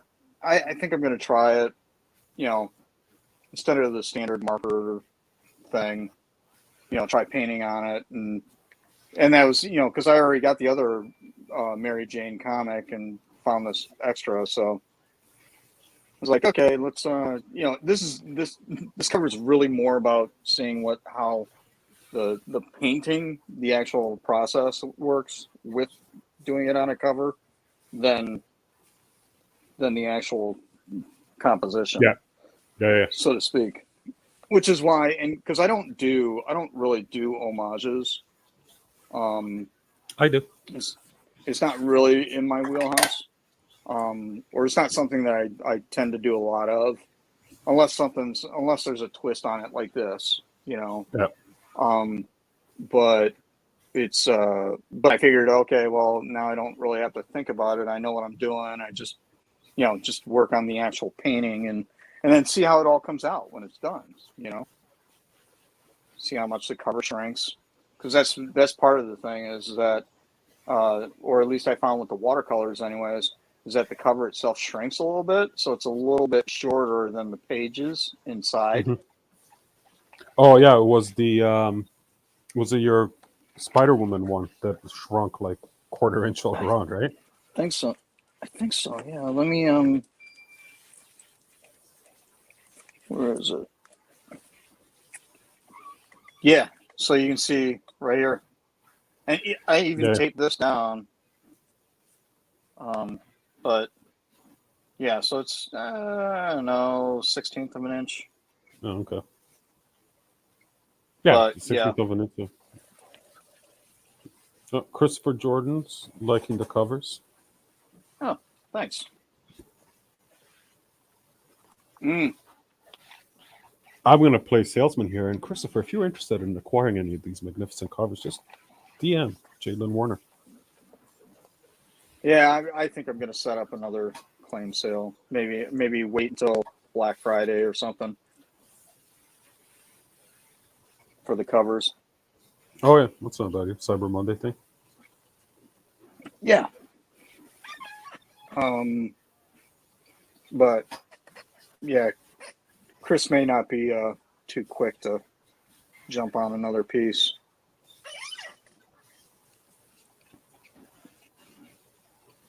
So,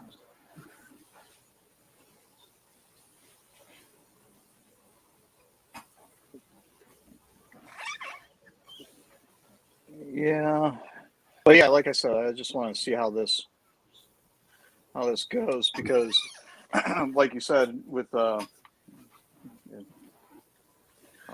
started down this path doing the 5x7 size or whatever.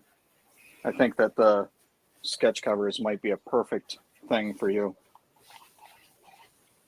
Yeah, because it's You know, just a little bit bigger. yeah, but I mean, it doesn't have to. You don't have to fill the entire cover. Like the way that Palumbo did it, where he just Yeah, just tape it off, mask off the branding. yep, We'll do some cool stuff. and then that'll get you really really close to that size. So perfect.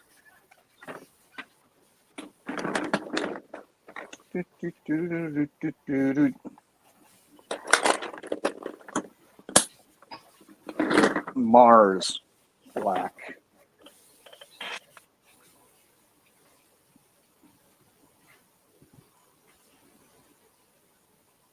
I don't know if I should start another layer with. Okay, we're at 2 hours in like 30 Probably seconds. time to wrap it up. Yeah, let's pack it up. Might do this again tomorrow on the same time. See how my day goes. If you're up for it. Yeah, I'll let you know. I should be good. Maybe I'll actually pull out the the card that I started last week. There you go. And it'll be another opportunity to pimp the claim sale, the clam There you sale, go.